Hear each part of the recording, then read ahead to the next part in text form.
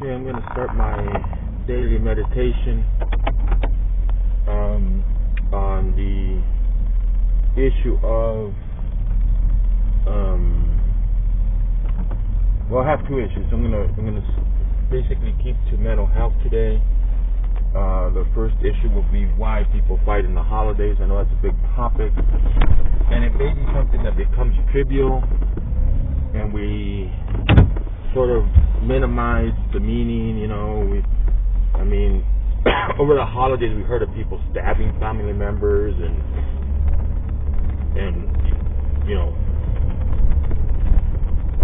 and those are distinct situations. I mean, those individuals who would resort to that kind of activity are going to we had problems way before Thanksgiving. That's the problem. That's one of the bad things about being alive today in this modern world is we are so smart, but at the same time we're just so dumb. We don't understand that I would never stab a family member at a Thanksgiving dinner, and most people would never stab a family member at a Thanksgiving dinner or at a family reunion at Christmas. So it's helpful to understand that there are people who have serious mental health issues and who do need assistance in understanding their thought processes and their emotions, and in hopes of modifying their behavior. And this is not a video essay on trying to deal with every kind of illness in the mental health spectrum that exists. The first thought that came to mind when I was organizing this video essay is resentment. The major reason for bickering or arguing or tensions among family, especially during the holidays, is resentment. Stuff has happened and it hasn't been worked through. And and the reason that we allow it to fester is we're immature. So if we're really looking at why people fight during the holidays, one, we're going to have to look at resentment, and two, we're going to have to look at the maturity of the individuals involved. Because there are things that are probably never going to be resolved. That's what we should understand. That's what we should just realize about life. There's coworkers that are just never going to be able to get along with. There's even friends that we like 70% of them, but 20% of them we really just could care less for. And that's the reality of life. I think that we're in a situation where we honestly believe that life should be everything we want it to be. And if we turn on our television and want to watch cable television and that's not possible, we become psychotic and violent and aggressive. And that's really not the correct response. And I think it comes from just the idea that because we can push a button and we're so accustomed to pushing a button and something happening, that's the way it should always be. We need to start realizing that life isn't going to be everything we want it to be, and even in the small details, sometimes you're driving to work and there's no traffic, and there's no traffic construction, and everything is beautiful, and at other times there's 101 jerks on the road, and the government types are blocking all the streets. It's not correct to, become psychotic, to become irrational, to become violent, aggressive, to start swearing and cursing. There's a manual, there's a template about how family relationships should be exercise, what you should be doing in a family. There are. I don't know what I was listening to, but the person was talking about some family therapist who was quoted as saying that so many books have been written on family therapy and family relationships, and and things are worse. It's not that the books were written and things are worse, it's the books were written, but the information is taken to heart. We, for the most part, get our way by being brats, and that's the maturity of it. I'm pretty sure that if I,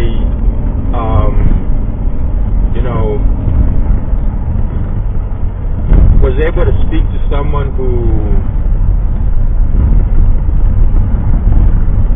started the family fight and pointed out the part of their personality that was immature and was responsible for the fight, that the person would argue with me. Most immature people won't do that. And by maturity, I mean not sitting down and having a heart-to-heart conversation.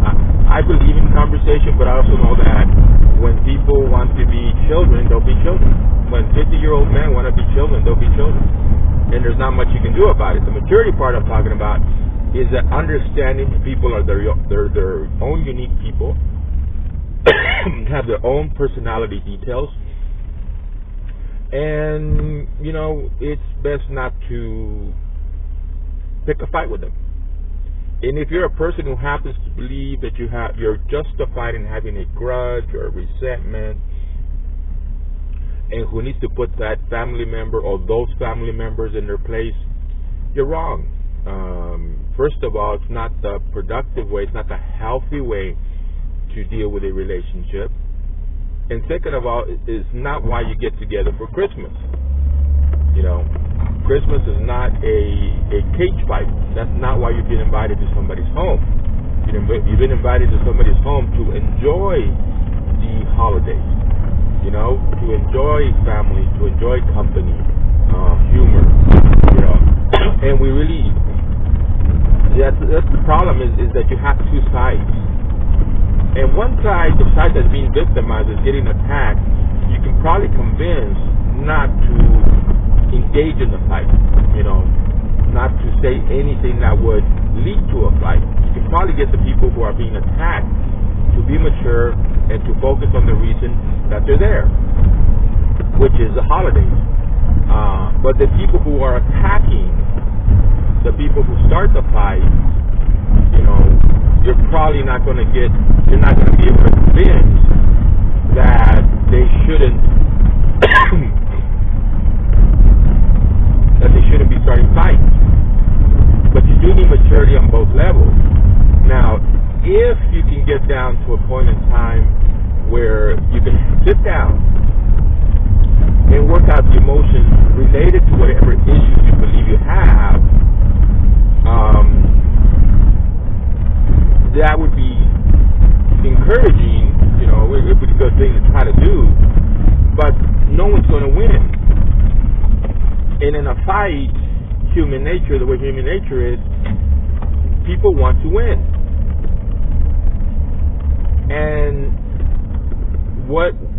so you get into this, you sit down, you talk to whoever it is you believe you have a case against, and that person sits down and talks to you. What is it that you're going to tell them? What is it you're going to demand? You're going to demand that they apologize and that they change and they fix whatever it is you think they broke. What if the person doesn't apologize, or simply there's a reason to apologize, and does not offer to fix whatever is broken? Are you going to storm? Are you going to get angry? Are you going to, act irrational? Are you going to have violence? Are you going to be aggressive? I always tell people that I don't like being angry because it takes a lot of energy. It's just work to be angry. It's easy to get me. That's the easiest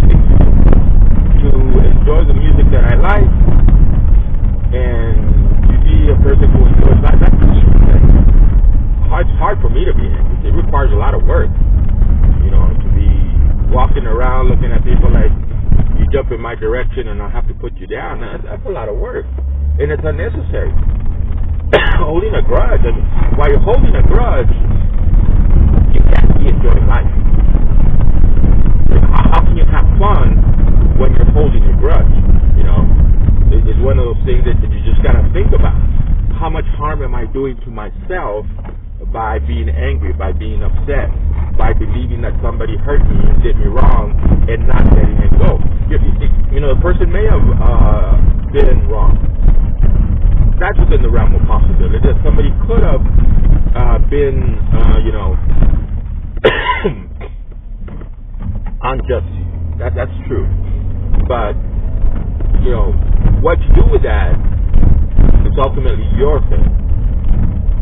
If you overreact to it, if you hold a grudge, if you can't let go, if you're constantly, you know, you're constantly beating that drum, those are circumstances that you should let go, but you just are not able to let go.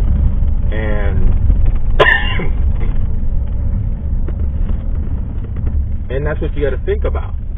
Okay? There's a healthy way to do things, and then there's an unhealthy way to do things. And we need to be mature grown-ups who can deal with things in a healthy way and resolve our issues in a healthy way. And when you're talking about what's going to happen in the holidays, is there going to be a fight? Are people going to get upset? Are people going to get angry? Are people going to start punching on each other? You don't want to work yourself up. You don't want to defeat yourself. That's and we defeat ourselves because we start talking ourselves into a fight. We start believing that we have to have a fight, and that if we don't, then there's something going to be wrong. And it is within everybody's ability to be mature, to be a grown-up, to understand that things just won't get resolved, but it's not a bad thing. It's not a reason to be upset. And it's very easy to be a person of peace when you're concentrating on peaceful things. And not everything I've ever done on mental health starts with what we think. And we're the ones that are you know, talking ourselves into things. We're the ones that are getting worked up. We're the ones that are starting to feel the itch to fight. You know, we're the ones that are thinking about what we think was done wrong to us and that we need to correct. And we're setting ourselves up for failure, because when we start going through this paradigm of thoughts and emotions, we're eventually going to, you know, pick a fight. We're going to believe we're justified in picking a fight, and we're going to pick a fight. And that's not the correct way. It just doesn't need to happen. It is possible to get through a family gathering without fights breaking out. It's possible to be a grown-up. It is possible to be a mature person. It is possible to let it go. We need to understand we're only harming ourselves by keeping this internal anger, this rage, and letting it build up. You know, it's helpful if you don't criticize people. I mean, if you've been invited to somebody's home, why would you criticize them? Let's say the food is not exactly as you would make it, so what? I mean, they're not serving you arsenic. You know, they're not serving you chicken with salmonella. You know, it may not taste the way you want it to taste. It may not be the kind of food you would like to eat, but they're not giving you garbage, you know. So criticizing the Christmas tree, the curtains, there are dysfunctional families, that's absolutely true. There are marriages, you know, and I'll transition from this just on this point. There are marriages who really shouldn't have been developed, shouldn't have been created, you know. People who should have never got married. But my admonition has always been is that I don't support divorce. I think once you're married, you're duty bound to follow through on your marriage, but you're duty bound to follow through as a healthy person who, wants to have a good life. It doesn't matter what your spouse did to you. It doesn't matter what you did to your spouse. Short of, if you're a violent person, you need help. If you're a person in a violent relationship, you need help. Excuse me. I keep saying that the more I talk, the more I cough.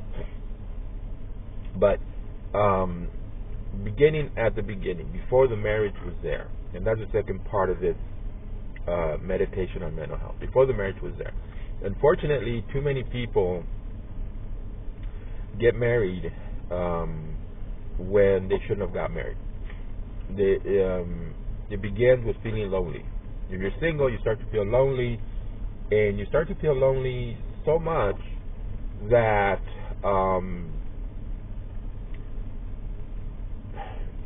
it develops into pain and suffering.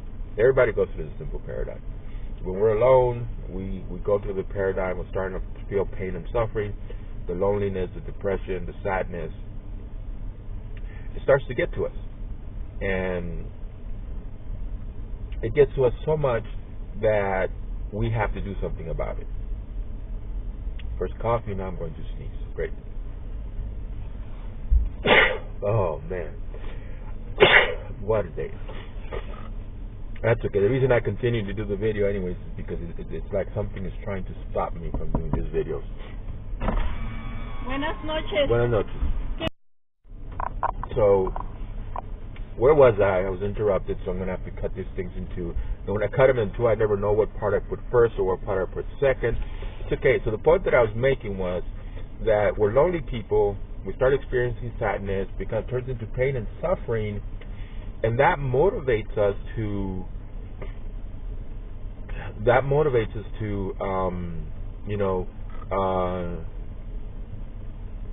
go out and look for someone.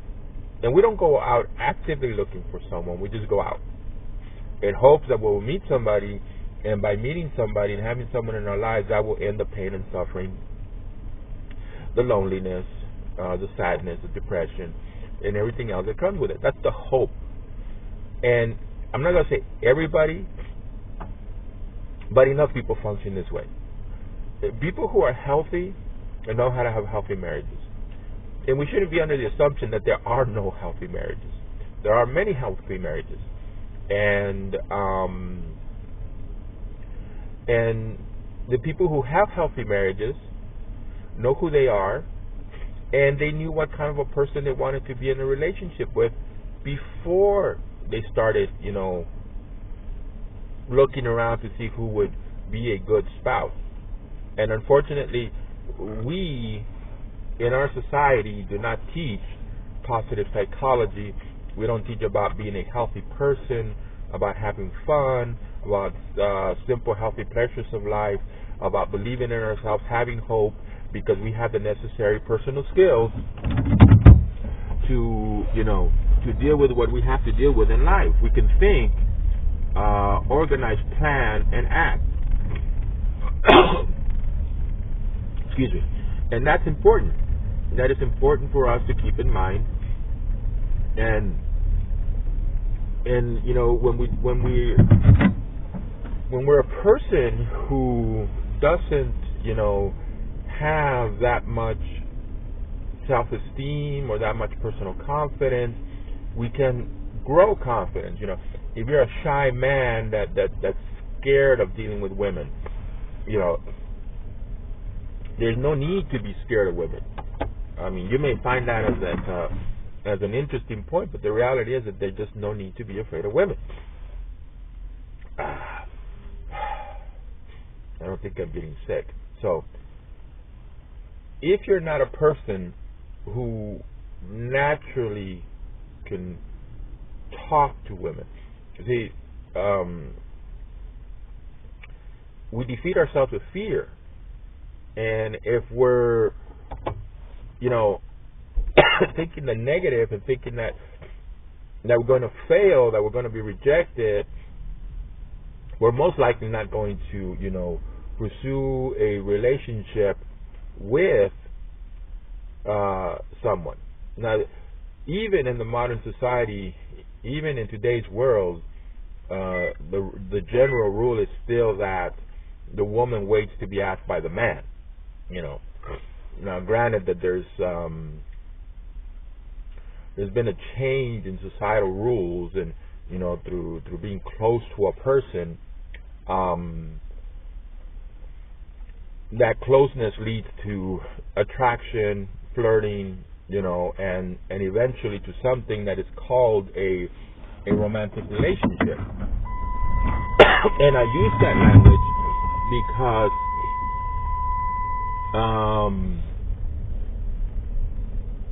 people think that they're in a relationship. In reality, what they're doing is that they've created a fantasy in their mind, and the reason that things don't go right because what it's in their mind does not reflect reality. This is why I hound on.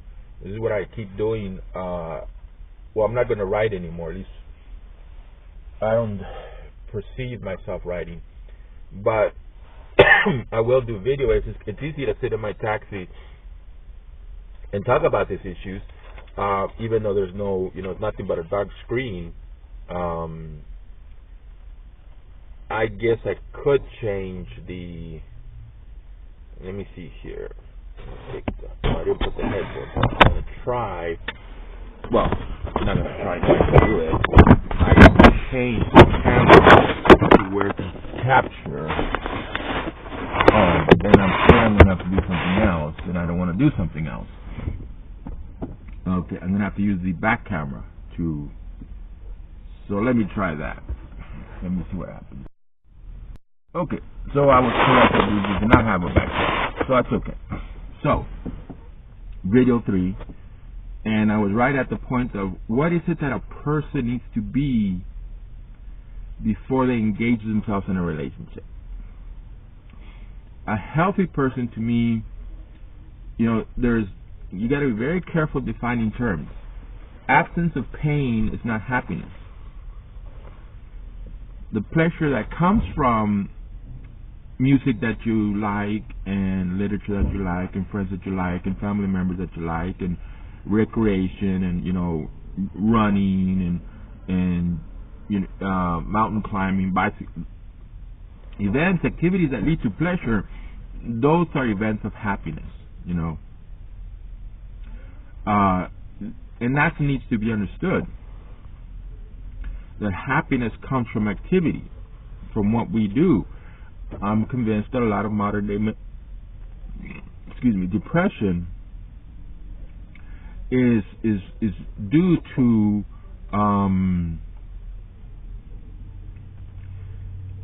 boredom. People don't know how to have fun. They're in a home with a computer attached to the internet, and they cannot find jazz concerts, or they don't have the idea of finding jazz concerts doesn't come up. The idea of finding rock and roll concerts, finding comedians, doesn't come up. People have forgotten how to have fun. You don't have to stay locked up in an apartment. In fact, I would have to say, if you spend a lot of time locked up in a home, whether it's an apartment or a house, you're living an unhealthy life. There's a lot to do if we're just willing to do it. And you don't have to be the richest person to go out and have fun. So before a person gets involved in a relationship, they should do a total evaluation of their personal health, their personal mental health. Do they know how to have fun? Do they pursue simple, healthy pleasures of life? Are they a positive person? This is a good example. There's a person on the radio who proclaims that he's a different type of person with a different type of attitude, where he tries to focus on the positive. But if you listen to the radio program, most of that radio program is them criticizing other people, criticizing athletes, musicians, actors, politicians, a lot of criticism of Donald Trump. And if you really are a positive person, you're not criticizing people. You're not practicing personal attacks on other people. You're focusing things on yourself. It's about what you eat. It's about what you read. It's about the music that you listen to. We don't control the world, and we shouldn't be trying to tell other people what to listen to. I have on my notebook, a essay that I'm going to write or or do a video essay on about how there are so many cultures that just don't appeal to me. As far as music, I mean, it's just music is supposed to be pleasant. It's supposed to be soft. It's supposed to be tender. And there's a lot of people with just the voice itself, the sounds they're making while they're quote unquote singing are just not pleasant. But it's not about judging your neighbor. Really, good health has nothing to do with judging your neighbor. It has to do with judging ourselves and finding the flaws in ourselves and fixing it. If we don't have confidence, we start to do goals and objectives, and every success leads to gaining confidence and leads to good self-esteem, which leads to good mood. It's true. If you want good emotions, have good thoughts. So before you even get into a marriage, you got to sit down and ask yourself, am I a pleasant person to be around? Would somebody enjoy my company? And ironically, gang members enjoy each other's company, but I would not call them positive people. I would not call them people that you would want to reflect, that you want to imitate. So before you get into a relationship, you got to ask yourself, am I getting into this relationship because I feel lonely and it hurts and I want to stop the hurt, and I'm just getting into a relationship just for the specific purpose of stopping the hurt? Or do I have enough elements of my personality that I can share with a person and will make that person's life more funner, and we'll have health and we'll be happy, we'll be in a good marriage?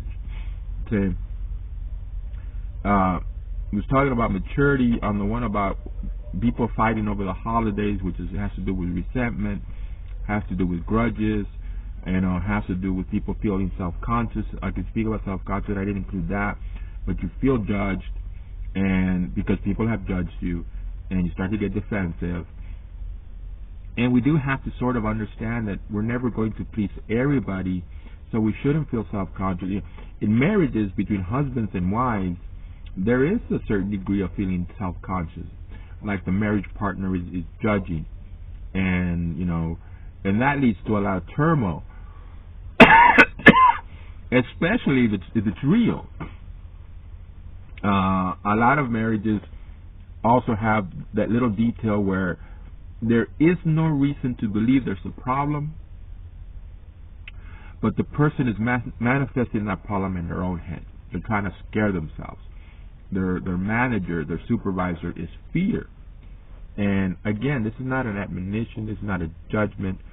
I'm not trying to insult or offend. I'm trying to give helpful information for people to use, to succeed in their personal lives, in their marriages, and even in their careers and professions. So the first thing, before you even get into a relationship, is to know exactly who you are as a person. We have 5 senses. I used to tell people, and I know I know people don't like the word manipulation, but in reality, if we're aware of what a person likes to see, what a person likes to hear, what a person likes to smell, what a person likes to taste, and what a person likes to touch, we can very easily manipulate them. And that's that's a very important point, because we're trying to have the people who are doing it wrong are trying to have a good relationship with bad strategies and bad tactics.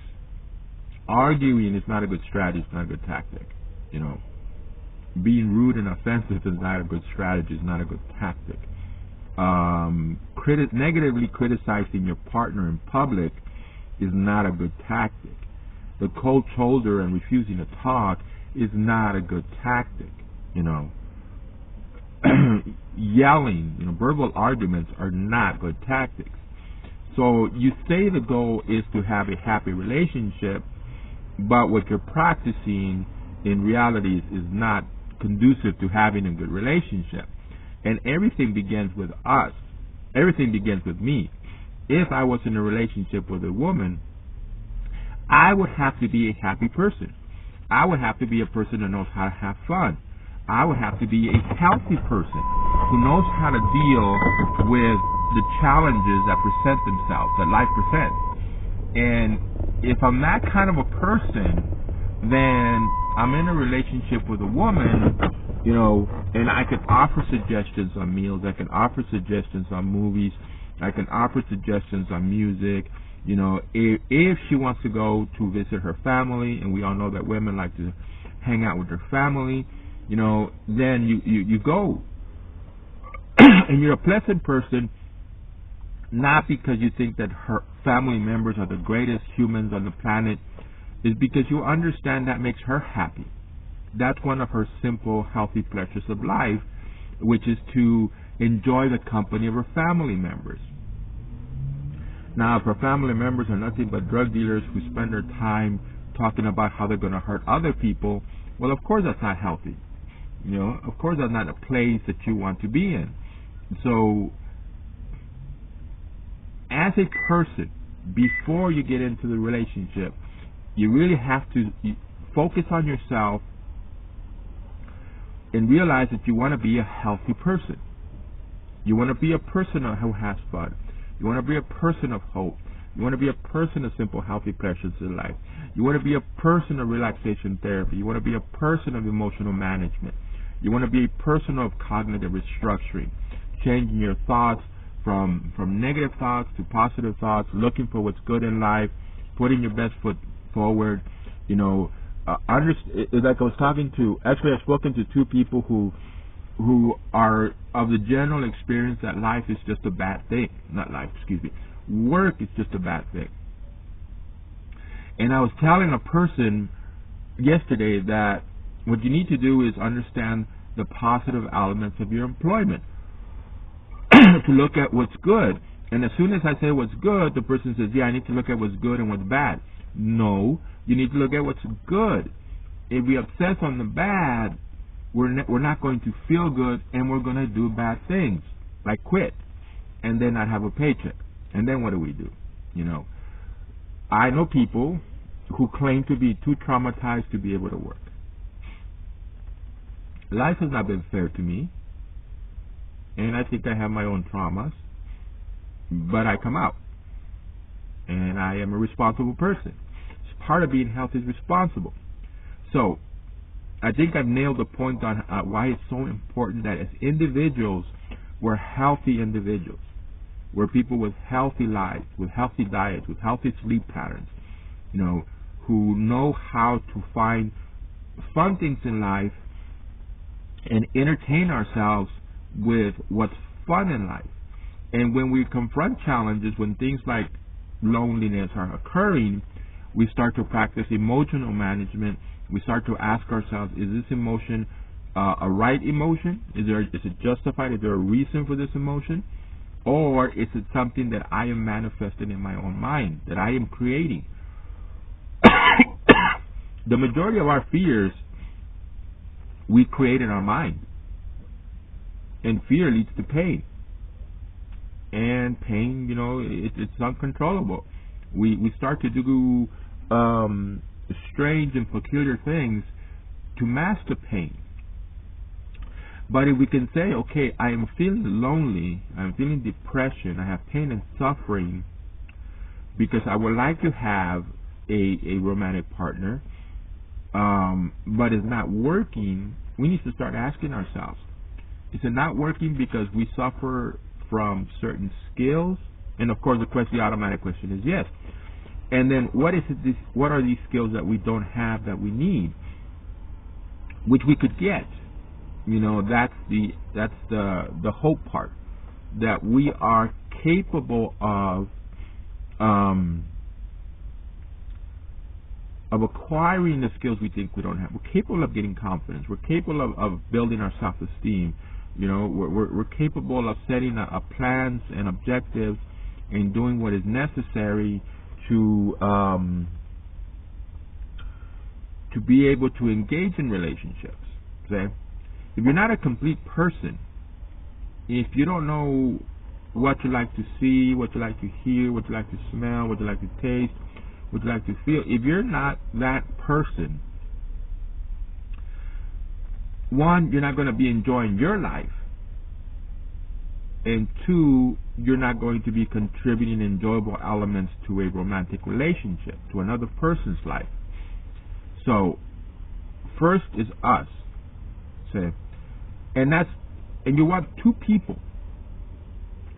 You want two people who know the strategies of positive psychology, of health psychology, of being hopeful, of simple healthy pleasures in life, of being positive and optimistic, about being realistic, about not lamenting your life, but being grateful for what you have and being able to enjoy it. You need two people who are of this mindset, because two people who are the mindset of being healthy and of finding what's good in life and finding what's fun in life and living life as a celebration are going to be able to provide each other with a proper entertainment, and they're going to be healthy.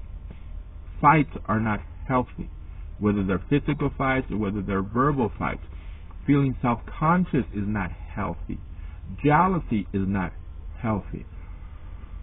The reason people argue over money in relationships is because they don't have the proper maturity to be responsible with money. You need two people in a relationship who are responsible with money. Now, if you were irresponsible with money and you're bringing debt into the relationship, you have to be mature about it. You have to talk about it and have to pay it off. Set some goals, and set a calendar date where you can say, on this date, I'm going to be free of credit. I'm going to be free of debt. And then be smart not to have debt again. Say, I'm not anti-credit. I happen to believe that a smart person becomes a successful credit manager. You can use credit, pay it off, build credit, and then use that credit for a smart, and I'm emphasizing a smart business opportunity. Just because you have good credit, don't get talked into investing in your friend's restaurant. Because as much as you love your friend may be a poor administrator, and it's just going to, flush your money down the toilet. So I'm not anti-credit. But if you have debt, don't have debt, because it's better to put cash in a savings account so you can take vacations. Don't take vacations on credit cards. Take vacations on money you have earned. Treat yourself. We don't want to be drinking soda every day. We don't want to be eating chocolate cake every day.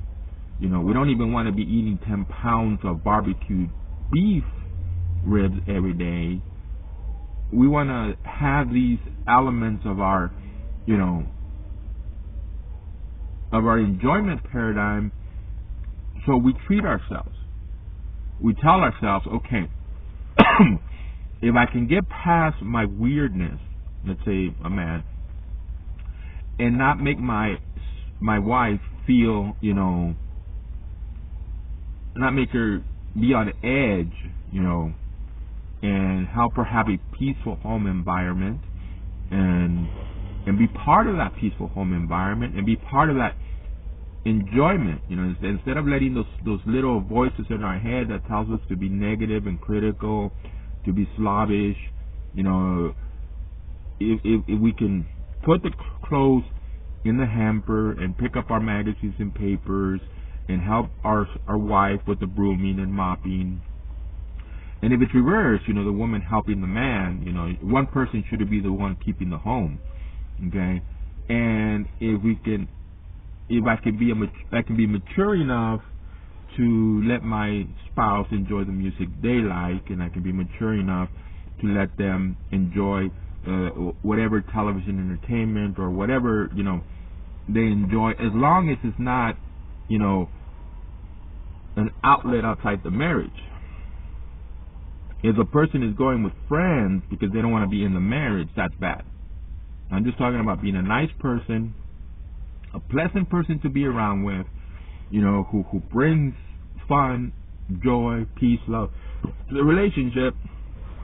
You challenge yourself, and when you know you're accomplishing that, then you can reward yourself.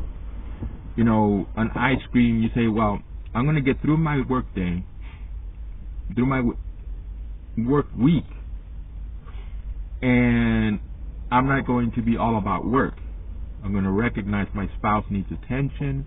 I would like to hear words like I love you, you're special to me, and I'm going to tell them that, you know, and you set up all these things that, you know, my spouse likes to watch this television program. I'm not going to make a big deal out of it. I'm going to sit there with them and you know, and be pleasant company. You know, you're a good person. You're bringing good things into the relationship. You get through that week, and you accomplished all your personal goals about being a decent, polite, pleasant person, good company. You treat yourself. You know, you reward yourself. That's another thing of being a healthy person, both physically and mentally. You know, we harm ourselves with a lot of our diet, what we eat. So,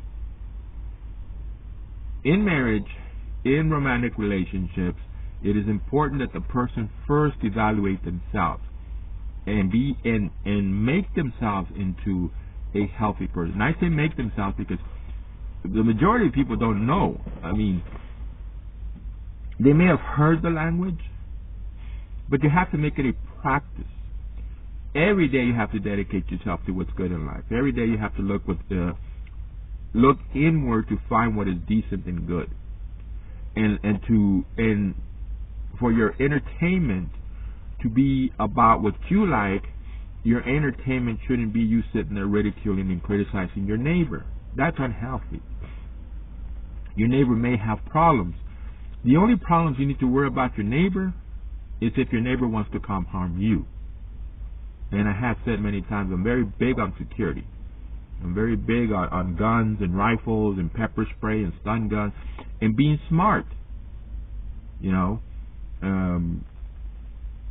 I used to watch these crime dramas, this reality TV, you know, police detective things, and one of the continuous errors that people make is that they hear a sound outside their home and they go outside to check it. You're inside a home with locked doors, locked windows. You got this protective covering, which is a house or an apartment. Why in the world would you go out at 3 in the morning to go see if something is wrong? You know, call the people who get paid, the police. Have them come out and look. You stay inside a locked, safe home. You have a loaded weapon. If somebody tries to break in, then you can use your weapon as far as for your personal self-defense. But it's foolish to go out. I mean, it's got to be more over 3 years now that a woman was here in El Paso, Texas. A woman was leaving her work, gets into her vehicle, and somebody walks up to her, and she opens the door to see what they want.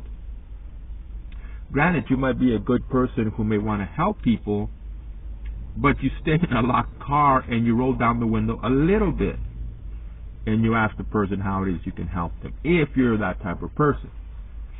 Even though I operate a taxi, I don't roll my windows down and unlock my doors for everybody. I have a very good look at them, and once I've evaluated that there's a good chance they're not going to be a big threat to me, then I let them in the taxi, even though I want to make money. You got to be smart with security. So you move through being a good person to being a healthy person. Then a healthy person can get into a relationship with another healthy person. If by chance you resorted to loneliness and finding someone out of desperation because you wanted to stop the pain and suffering, the hurt, and now you're in a dysfunctional relationship, and you want to be in the relationship. I mean, all of us sit there and we see people arguing and mistreating each other, and we wonder, why don't they just separate? They don't separate because of an emotional attachment that I'm not going to identify as proper romantic love. There's proper romantic love, and then it's just clinging to someone out of desperation for not wanting to be lonely, which is unhealthy. However, I do not advise divorce. And it's easy, if you're in a relationship that is unhealthy, to turn it into a relationship that is healthy. It's very easy, because it's all about thoughts. It's what you think. Now, it's what we think. And I was going to say, culture has made us very negative people. Culture, the reason why we spend our time criticizing our neighbor's hairstyle, our neighbor's body style, the vehicle that our neighbor drives, the race that our neighbor belongs to, the reason why we do all that is because that's what culture has taught us. And if you want to argue with me, the next time you go see a quote-unquote Hollywood blockbuster, pay attention to how many times the characters in that movie criticize the other characters in that movie. So the personalities that we have developed have actually been conditioned into us by the media that we expose ourselves to. And as I was saying, there's this person who has a radio program, and he says he's a different type of person. He's a more optimistic, more upbeat, more positive person. But when I listen to the show, him and his co-host are basically spending their time negatively ridiculing other people. There's criticism, and then there's ridicule, laughing at other people. And it's unhealthy. You know, it's something, we would have a better society if more people practiced, focused on themselves, changed their behaviors.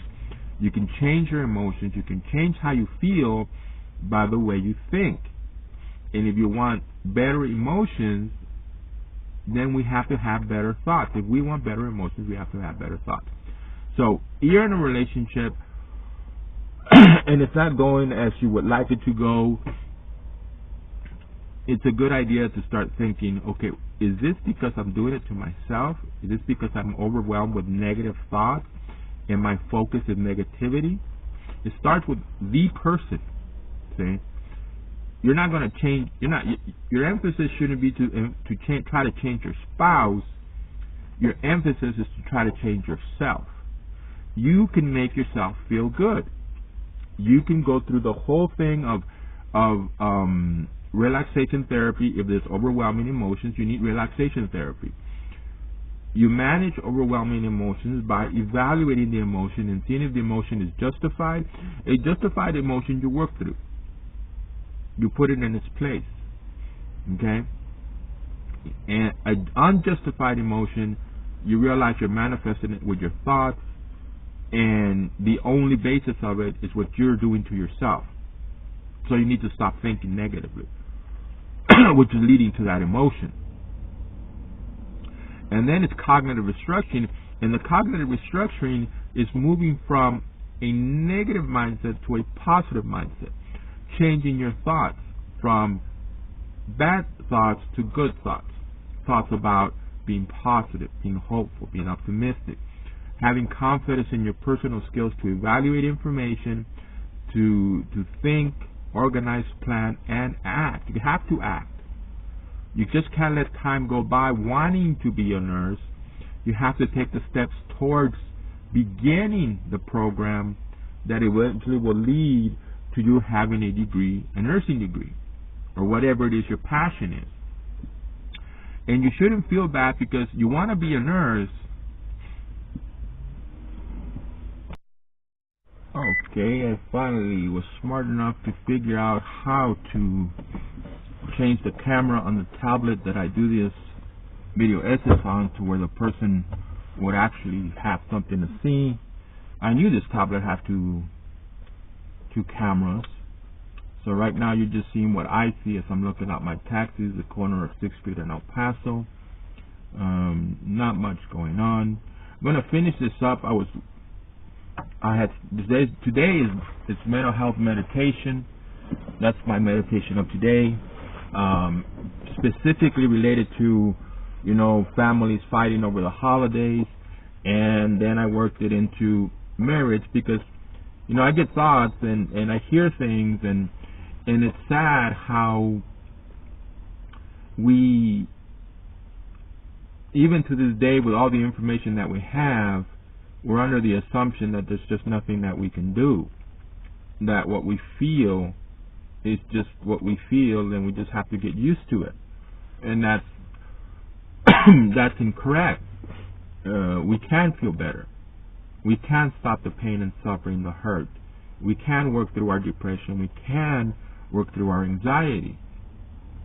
Now, to finish this off, I can go on forever, but to finish this off, so I moved from, some of the reasons I believe people get into fights over the holidays, and then into marriage, romantic relationships. And the first thing that I said on marriage and romantic relationships was that the individual has to be a healthy person before they get into a relationship. And this is finishing off. That other information is already there. I'm gonna have to put it together using Windows Movie Maker. And now this is the finishing part here, and I'm not going to go into total dysfunction. I mean, I've written papers on spousal abuse and learned helplessness syndrome and what happens to a person, what a person needs to do if they're in a relationship that threatens their health and threatens their life. But here, the focus would be just two immature children who are in a marriage, in a romantic relationship, and are doing everything wrong, and the relationship, there's no marital success because the strategies and techniques that the people are using are just not conducive to that. And again, yelling at your partner, giving your partner the cold shoulder, being an immature brat, and nobody likes to be told that they're an immature brat. Nobody likes to be told that they're wrong. As I was driving the customer to the location, I was just thinking of how many women in relationships feel unfulfilled and are always demanding attention from their spouse, which makes their spouse overwhelmed. And the reason that the women, and it's largely something that women go through, but it's also something that men go through, the large reason for demanding all this attention is because the individual doesn't have a full life. See, the woman doesn't listen to music, doesn't read literature, doesn't have friends to go visit, doesn't visit family members, isn't engaged in different things. I guess this would be just a simple, lecture on multidimensional and unidimensional. We're not unidimensional. We get bored if we do the same thing over and over again. We need to be multidimensional to make life interesting so life doesn't become boring. And as I have stated, boredom is a large contributor to what I believe to be modern day major depression. We're suffering from depression because we just don't know how to have fun. We don't know how to enjoy life. And so, and I'm a person who happens to believe, stick to the point. And the point is, a marriage, a romantic relationship, where people are just not, they're feeling bad, feeling uncomfortable, there's tension when they're in each other's presence, And what needs to happen is, again, both partners, both the man and the woman, need to start evaluating themselves for excuse me, having personalities that are more prone to negativity, negative thoughts, negative perceptions, where they spend their time ridiculing elements of their society instead of focusing on themselves and focusing how they can enjoy life and how can they make life fun and how can they can practice, simple, healthy pleasures of life, how they can start to feel good and shape their self-esteem and have confidence by setting goals and objectives, manageable goals and objectives. Don't go out and try to save the world overnight. Start small, simple steps, and work through things, and you'll gain confidence, and your self-esteem will improve. People who know how to manage their emotions, work through an emotion. If somebody makes you mad, okay, you're a normal person. You're going to feel that emotion, but you have to work it through and put it in perspective. Tell yourself, this is not healthy, not what I should be doing. It happened. I can't control somebody else's behavior. I can control my behavior. And if this person is not in my best interest, then it's a person that I just should not be having anything to do with. And you start becoming a successful emotional manager. And then after that, let me see here. Am I going to be interrupted? I hope not. Yeah, I think I am. No, good. So, after you become that, then you have to get into cognitive restructuring. And instead of being a person who thinks negatively, who always is cynical, always is skeptical, you become a person who starts to believe. And who you need to believe in is you need to believe in yourself.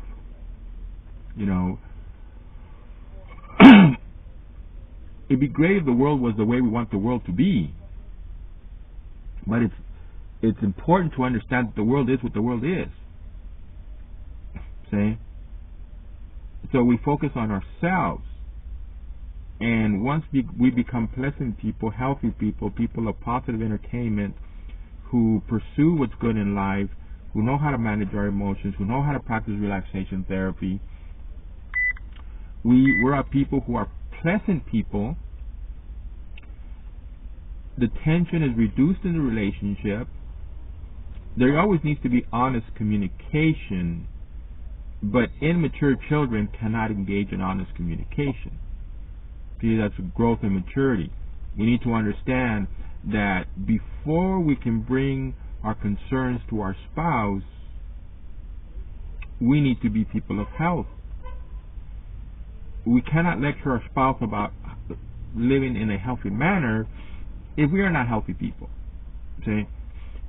And if you encounter this information and you want to change your mindset and you want to become a healthier person and you manage to do everything that is necessary to manage those bad emotions and by finding fun things to do in life, having a better perspective in life, if you manage to do that, your role is not to become your romantic partner's therapist. Your role is to be a pleasant partner, to be good company. And a person who's always nitpicking and always criticizing, is just not a good partner. That's counterproductive. It's like with children. So many people spend their time scolding children, but they never teach the child what is the correct thing to do. When you correct a child's behavior, you tell them, this is why it's wrong. Okay? And this is what I want you to do. And this is why it is important to do it. Just scolding, the child does not understand. Any person that you put into a state of fear is intellectually shutting down and not possible on concentrating on the message that you're trying to teach them, because they're in a defensive protective mode, and all that requires is physical energy, not necessarily intellectual energy. So to teach a child, you have to speak in a calm voice and in a manner where a child is not afraid. your spouse is an adult, but a lot of us adults, are basically children because we didn't mature. So, closing this video off, and this is just people who have trouble communicating and enjoying each other's company. I understand that there's bigger things in marriage. There's assault, there's rape, there's manipulation. One person has money, the other person doesn't have money. I understand there's a lot, and I could speak on a lot, but I'm going to keep this, from where I started, with families fighting over the holidays, to marriage, and starting with the individual. It started with me. Before I can get into a relationship with a woman, I have to be honest about who I am as a person. Because if I am an unhealthy person who cannot find what is fun in life, who cannot find good entertainment, I'm not going to be a very good partner, But if I'm a healthy person, I understand my partner's needs, and I understand that my partner wants to hear I love you, and I understand that my partner wants to get hugged, and that my partner wants to get kisses, and that my partner actually wants to enjoy my company. That's a reality of relationships. Why be in a relationship if you're going to be doing your own thing somewhere else? That's not how we work. I use the example that a toaster was built to toast bread. Well, we're basically a toaster that was meant to do something. And we were meant to be in romantic relationships. One romantic relationship, a faithful relationship that we stay in, that we begin and we stay in till the end. But because we're unhealthy people, we don't know how to do that, and out of that comes divorce, and out of that comes broken hearts in children that will affect them for the rest of their lives. But if we manage to be healthy people, not only can we enjoy the holidays with family, we can enjoy our personal lives, and we can enjoy our marriages, which is conducive to being good parents and having children that we can help understand why it is important to behave and who do behave. Okay? So that's the close. Thank you for listening, and I wish you well.